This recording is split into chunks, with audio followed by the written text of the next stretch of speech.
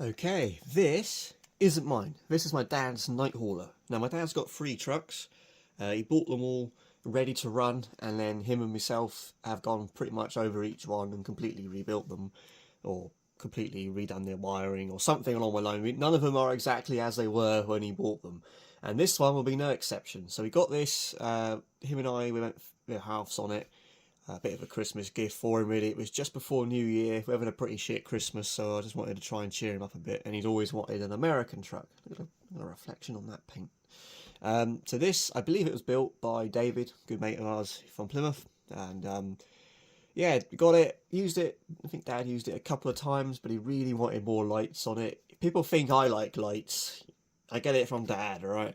But he wanted a beer unit in it and he wants more lights, so he said, can you do all that? So just a little FYI, all the decisions on this are my dad's decisions. It's his truck, it's not mine. There's a few things that he wanted to do that I wouldn't have done, or wouldn't have done it in the way that he wanted, but he's the one paying for it and he's the one who's making all the decisions, so it's his lorry, just remember that, alright? But basically at the minute it's got a GT power system in it, and it's got an external ESC, you can just see it hiding under there, and then the power button for it is hidden under this little cover, which is interesting. Nice little hidey hole for it, but don't worry, that's all going to be taken off. Yep. So going to get rid of that, and we got some lights. Yes, look at these. So these were made by Miro.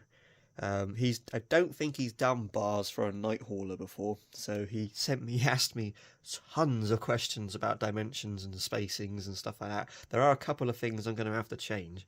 So we got these little bars, medium ones, and then the really long ones. Now they're going to go on the side, so they're going to go, small ones will go under the doors, medium ones under the sleeper. I'm going to have to do something about that fuel filler cap because there's not a lot of room there. I think I'm going to have to cut it off and then countersink it into the tank, which is going to be fun.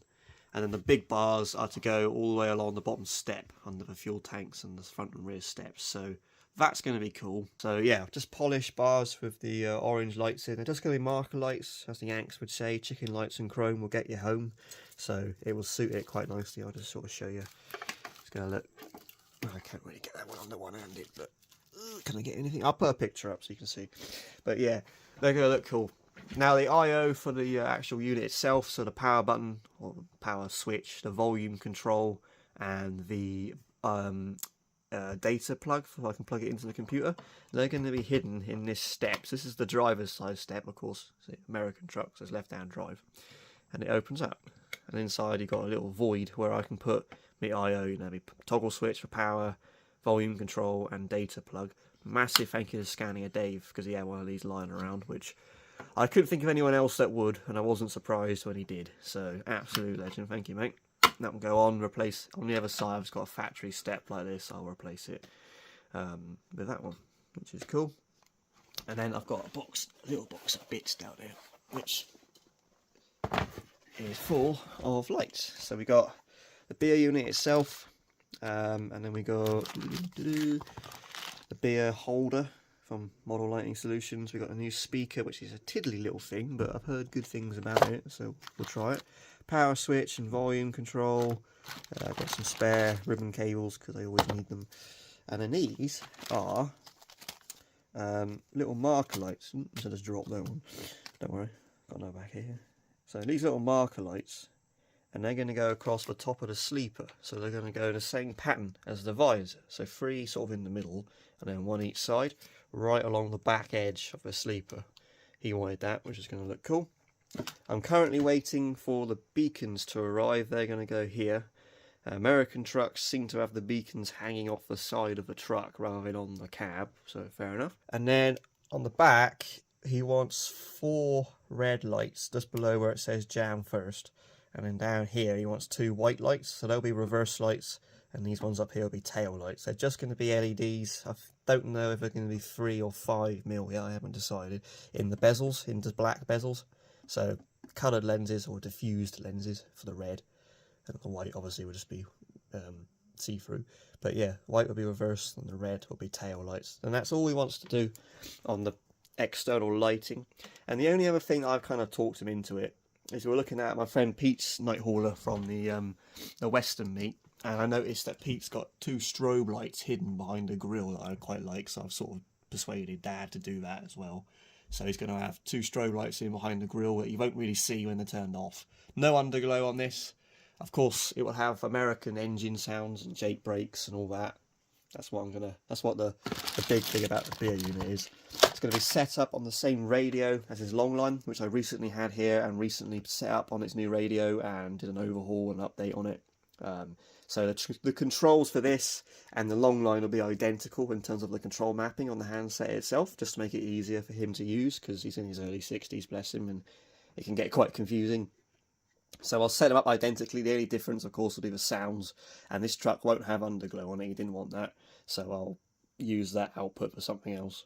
But yeah, and then ultimately, I think the only other thing that's needs to be done is he wanted a stripe on it to break up the black. Now, I found this picture online. He really likes it. Basically, I've noticed Dad's trucks are all black, red, and silver, or a combination of those colours. So I thought, this truck's obviously black, it could do with some red and silver to break it up. And I found that red and silver stripe, which he really liked. So I've spoken to Ian already at Stickies when we were up the Western meet the other week, and he said he can do it. So I just need to send him a decent picture like that, and then he can scale up and get the stripe made. It'd be in 2 bits, one from the grill all the way up to behind the exhaust, and the other one would be from behind the exhaust up on an angle. And then Dad says, we wanted St. Piran's flags, we have them on all of our trucks.